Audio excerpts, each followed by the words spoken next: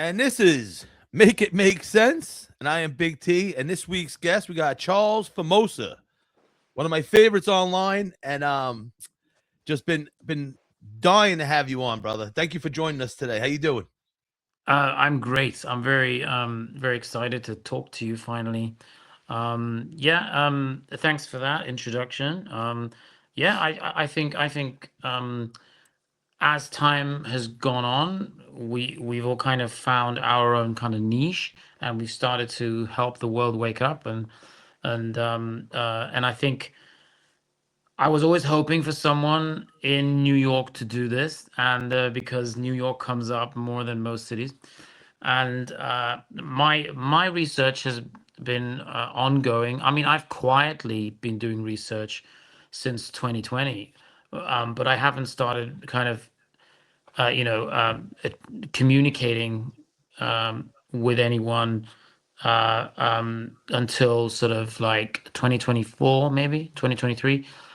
It's a learning curve because you have to learn the technical side of like how to communicate. Like a lot of my early videos were didn't really communicate very well. They were it was it was just montage and interesting music. Yeah, it's nice now to be able to communicate my ideas better, and it's nice to see people like urban exploring and finding buildings that have been hidden from us, you know. So I'm very excited to finally get to talk to you. I think you're like the main guy in, I mean, you're definitely the only one in New York, but I think when it comes to the United States, there's like, four or five people that are definitely have woken up and are definitely beginning to realize that the entire history of the human race is a lie and it is incorrect. And we are living in a very old realm that we have no idea how it came about. Hey, Yeah. listen, you're right, and I appreciate you saying kind words about me representing New York because I stumbled upon this just being on the ferry, looking at the Statue Everyone of did. Liberty. Huh? Yeah, we all did. We Yeah, stumbled upon it, you know. just looking at the Yeah. Statue of Liberty on the ferry, and I'm like, just my curiosity. I Google, I'm like, how'd they Yeah. build Yeah. this? And then I'm like, what tools they use? But because that's what you think, tools, right? Tools, And yeah. they're like, oh, power tools weren't invented till this, and people are like, oh, you don't Mm. need power tools for that, but like, it would sure help. Yeah, I mean it just because we're thinking in a three-dimensional way, right? We're thinking and I've been thinking my whole life, the majority of my life, that yeah, these are physical blocks that are carved up and placed on top of each other, and then you have cement, and then you look into mortar, you look into red brick, how they bake the red brick, why they put different kinds of metal and copper into the red brick, and you do have to educate yourself. I mean, it's well worth looking into the actual like the actual narrative or the actual current way that buildings are constructed and what how people believe buildings were constructed in the past. But obviously, um, uh, if you have any kind of intuition, after a while, you're going to realize that this accidental Roman concrete, getting stronger over time, all those kind of theories where, oh, it was an accident that Romans didn't realize that their concrete would get stronger over time and rebuild itself and actually grow like some kind of organic thing, you know. Um, but all of that in New York, where they worked so hard to re-bleach the brick so it looked like new, you know. When you start to see that, and they use the word founded instead of built, because they are sort of God-fearing in a strange way. Like they don't want to completely just lie. And there is always some truth in everything. Obviously, there seems to be a real addiction to numerology and to using like abbreviations and anagrams so that they hide the city name. But if there is a complete memory wipe, you can still kind of work out what the real names of the cities were. And And America is definitely the greatest place to do that, because unfortunately that entire like North American continent has suffered from the worst kind of misinformation. Even, I mean, at least in Europe, you're allowed to believe that it's 11th or 12th century architecture. But in New York, you're not even allowed to believe that it's more than 200 years old, you know? And it is so funny how this worked for so long. You know, how people have lived their entire lives in these streets and never once thought, oh, that's weird. You know, why are those steps going to nowhere? Or, you know, why have they plastered this facade that's peeling off on top of these giant megaliths? You know, and it's great. It's really exciting. It's so much more exciting than like fake movies and yeah, yeah, and you probably ran across people that are like, when you're talking about it, they're like, no, they did that in Rome and Greece. Like, you're almost there. Connect them. yeah, You know what I mean? Like, they're yeah, not resisting like the other people, but they're almost there. You know what I mean? The other people, we can't help. You know yeah, what I mean? And yeah, maybe one day, from them lurking and watching our videos, not liking them, that we can flip them subliminally. yeah, But yeah, like, yeah, like, come on, you're almost there. You know it's from yeah. a different era. You know it's from like, Yeah.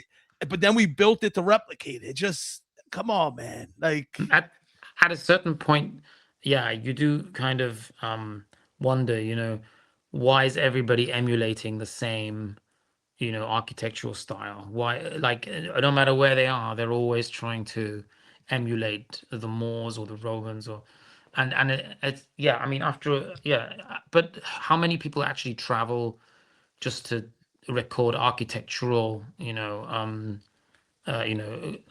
styles? I don't think many people do that because I think you go to one location maybe for the beach or for the mountains or for the like the theme park or your family live there, but not many people have the resources and the time to actually compare all of the castles in the United States.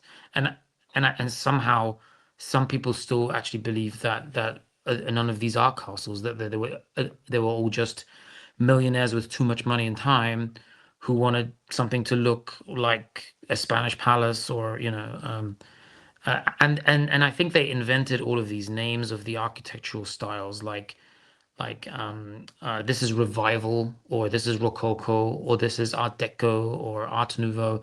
I think they designed those names for the United States so they could rebrand the whole entire continent and use it as a cash cow forever, basically.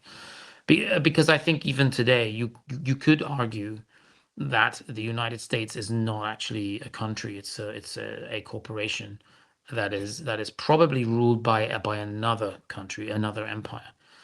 And I think that the Civil War narrative is completely flawed as well. I don't think it's just the buildings. I think it's every other facet of the history. So this is pretty much the thin edge of the wedge kind of thing. You start with the buildings and the symbolism, and if you understand that, but even just me saying buildings and symbolism, that could take years, like for someone to look to because something within you woke up, right? Someone somewhere pushed you in a certain direction, and something woke up inside you, and instead of just looking at your phone and walking and getting on with your day, you decided to look up, and you suddenly realized, hang on a minute, um, why kind of where did that come from, what does that mean, and who are those people, and if those people are people that we don't really understand the names of, why were they put up there? And they have paid so much attention to the facial features of these sculptures that you cannot just say, oh, just a style, it's a theme park. Yeah. I mean, that also can make you realize that theme parks were also something before they became theme parks, right? So it does kind of get crazy. But when you look at modern day architecture, you know that we are not capable of even today building these things. And that's really scary, because then you start seeing bridges on top of bridges, and you suddenly realize that I know what they've done there. They've cut off parts of the bridge, rebuilt it a little bit, but they still kept the really difficult construction, like the foundation and the pedestals. They still kept those because that's something they couldn't replicate. or that's something that really is ancient. And you will become a very powerful, I think, dangerous mind once you realize, exactly how many civilizations have been constructed on top of each other to basically elevate their streets and their lights and their electricity. And I'm sure there's buildings that are part of completely different electrical grids that have nothing to do with the modern one. That literally you have a blackout and these lights are still on, and you have no idea where the electricity came from, how it's charged. The people who live in the building have no idea. I've seen two buildings like that. I was very lucky to see a complete blackout, and two buildings had lights on, and one of the clock towers was on, but none of the rest of the building was. And I filmed it, and I thought that this is definitely some other tech from another time. So I think it's great that we finally have a name for it, but that name has only been there for like 5 years. Tartaria or Hyperborea, we've got a name now for it, so we can call it that instead of having to go through all of the explanations. And yes, some people will scoff at it, right? Some people will be like, "Oh, what are you talking about? This is idiotic. This is stupid." But we have I mean, I have everything. I have the maps. I have the lineages, the royal, the kings and queens. Um, we know that the old maps are different than the new ones, and we know that Tartaria was a very large expanse, and through Peking, through Beijing, and the Forbidden City, we can link up the technology with the name Tartaria. So it's not just some ancient empire, but it's actually like an empire that understood the constellations, understood electricity, understood how to construct large treasure ships. And yeah, so there's a lot of like German historians did some like research, like drawing the maps. And on the maps, actually, uh, America did have three other names. Um, and some of those names are really interesting, like Amaruku, black soil people. And then there was one which was Tamaray, which was further north. And I think Tartaria and the architecture, when you see the like symbolism that is connected to the Native American tribes, like the meandering pattern and the cross of strength, which is like very similar to the Confederate flag with the stars on. And you can see that they tried to obviously keep that symbolism, but then changed it, like especially with the geometry, changing the geometry. Yeah. So I think Tartar was then black, and then Aryan was white or pale skinned people. So I think the United States was actually the first empire, not the New World. Yeah. It's man, it's a pleasure to listen to you cook as you talk, man. It's a pleasure. I wanted to get that out of the way, but like you Yeah. were saying, like they'll take the castle and it's an explanation, not an answer. Like if it was a picture of you, like, oh, he has glasses because his dad died of a plague and his mom was potato famine, then he had red because he started communism. Like they're explaining the picture of what they found of you. If we were describing you in history, you know what I mean? It's like it's an Right. explanation. It's not an answer. Like you said, North America, these people are so. Oh, you ever go to Europe? Like, yeah, those make less. Go back further in time with less tech. That makes sense to who? You know what I mean? Like, Yeah. Right. and this was instilled in me, Charles. Like I was dealing with a bad breakup and I was in Europe and I wasn't there, I was going through it. But I went back to my old pictures, which I thought was cool. And it was 2019 and all it was old world, old church. So it was in me. And Yeah. I went to a church, Our Lady of Angels in Bay Ridge. My friend passed away in the 2000s. I'm mourning him. I'm looking up. I'm like, how'd they build this? And I always said it to myself. And I went back and did that church. So it was in me for a while. And just talking to you, like, how do these people deal with these explanations? And part of doing this, getting out to these museums that I normally wasn't going to. I'm a stand-up comedian and seeing awesome like whatever it's from, but there's those maps and the old like quilts at the cloisters at the Met, that Rockefeller in Uptown that I did, the museum. I'm Yeah. looking at these old tapestries, and it has the maps and the symbols for Tartaria and this other stuff. Like this is Right. right Right. there. Yeah.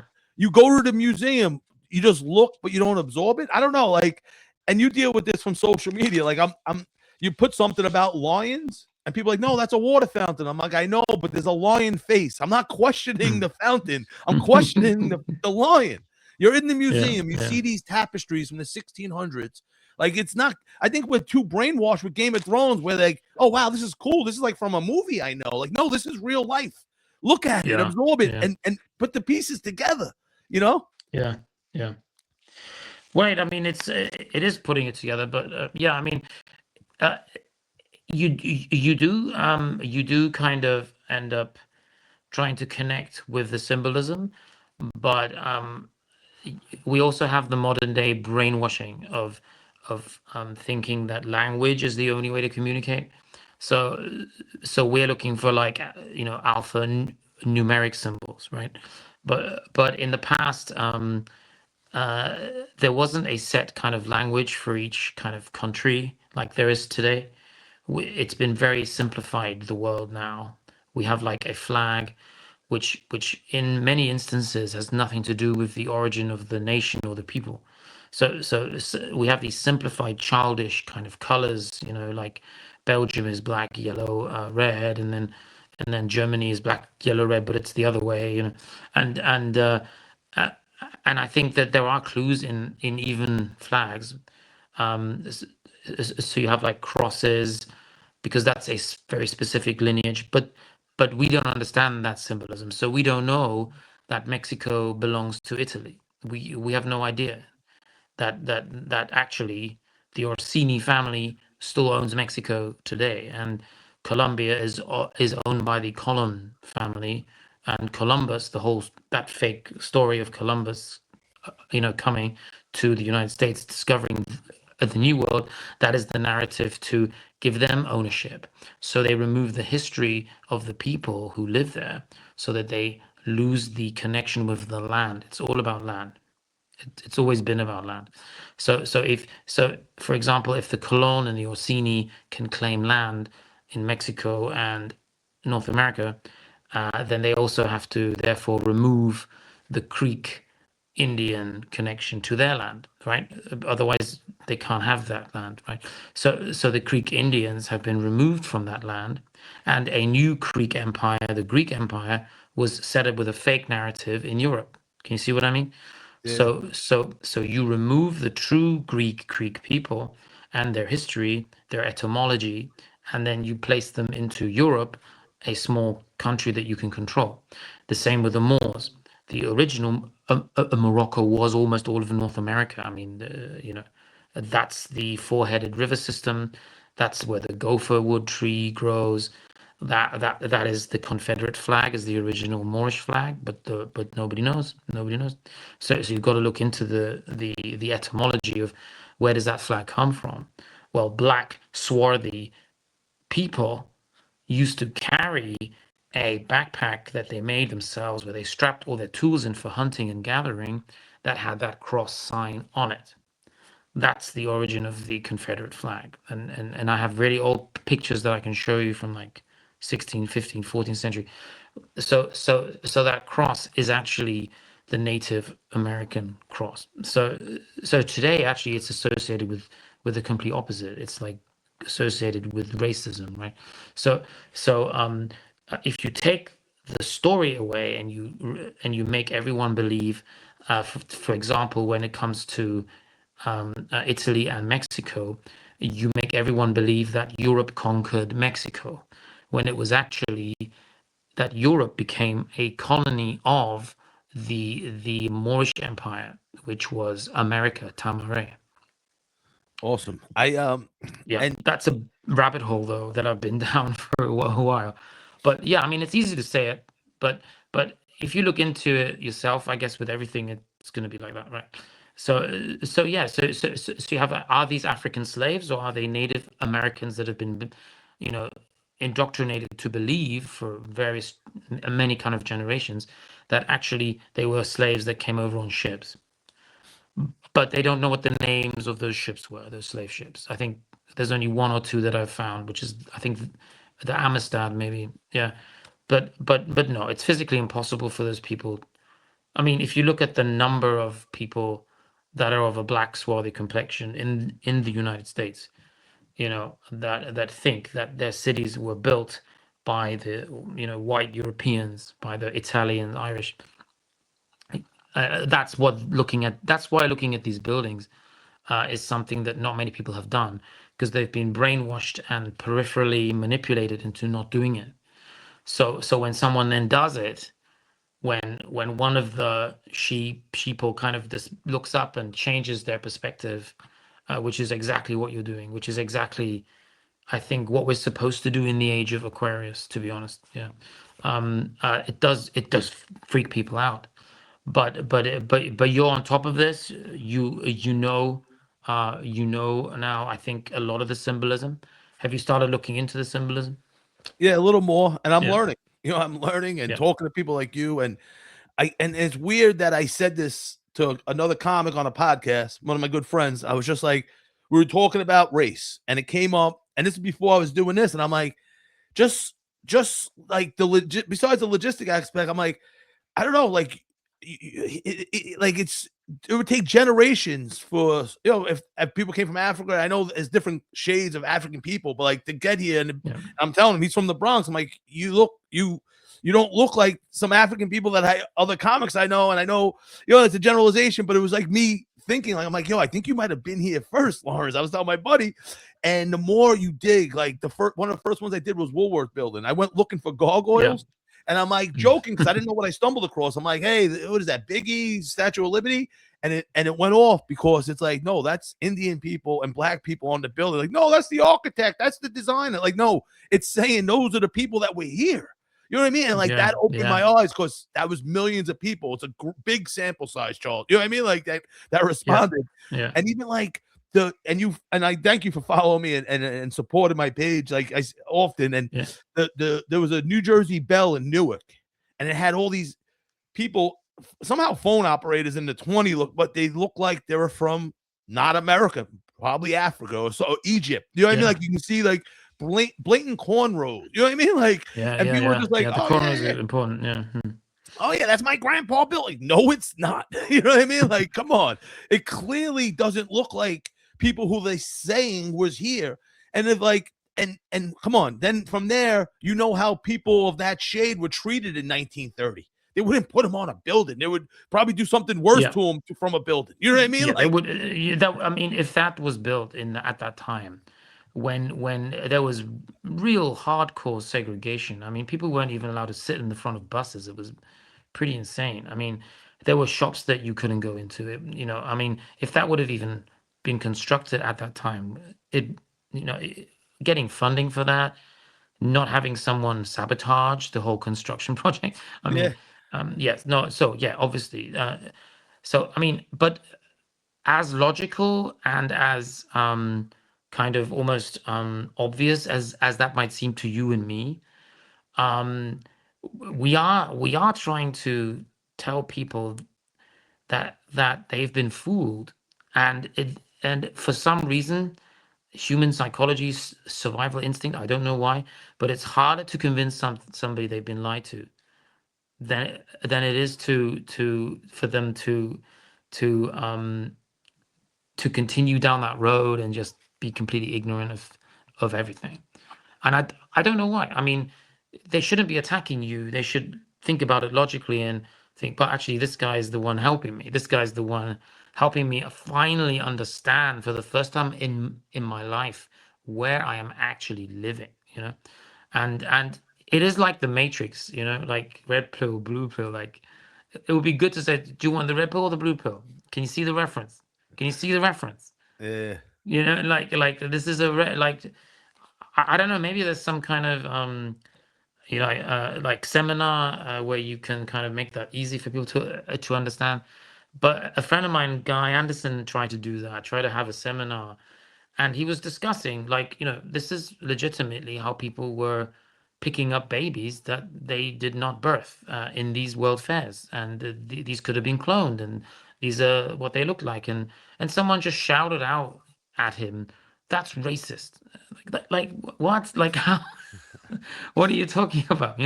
It doesn't, because there is that influx of people from Ireland, right?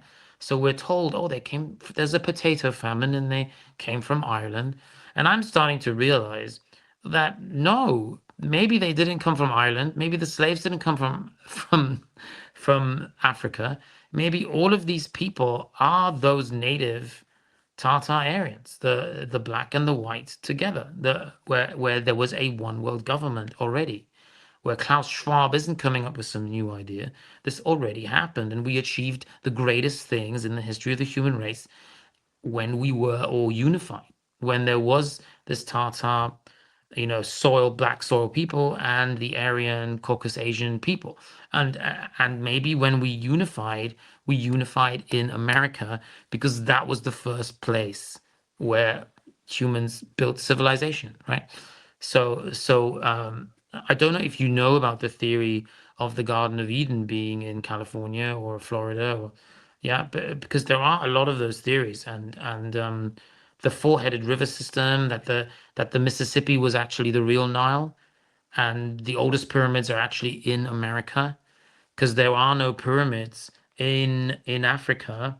If you look at the map of Abraham or Tellius in 1560, there are no pyramids in uh, in what we today call Egypt. You see, so someone constructed those after 1560, but in America there were already over 140 pyramids that people had found by that time, and I think that that's really kind of a big clue as to you know uh, this agenda that obviously, in my opinion, Luciferian Satan worshipping people want to invert the entire world and change the narrative, so that when you think you're in Africa, you're actually in a Hyperborean land. When you think you're in the United States, you're actually in Africa. When you're in Europe, you're actually in Babylon. That kind of thing.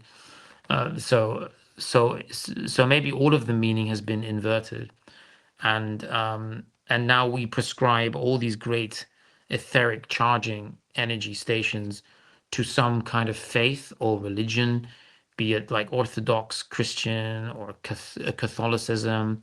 Then if it's got a dome on it, we think it's a mosque or something. But actually, all of these structures had to look like that in order to get the most out of that place on our Earth grid, if you like. So religion was, I kind of invented, or Christianity even was created to allow ownership of those structures, so that now when you go into the building, yeah, and okay, there's a problem with the sound.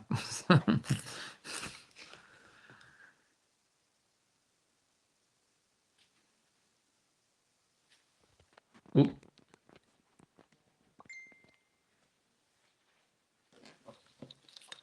okay, having a little bit of problem with the sound now, I think.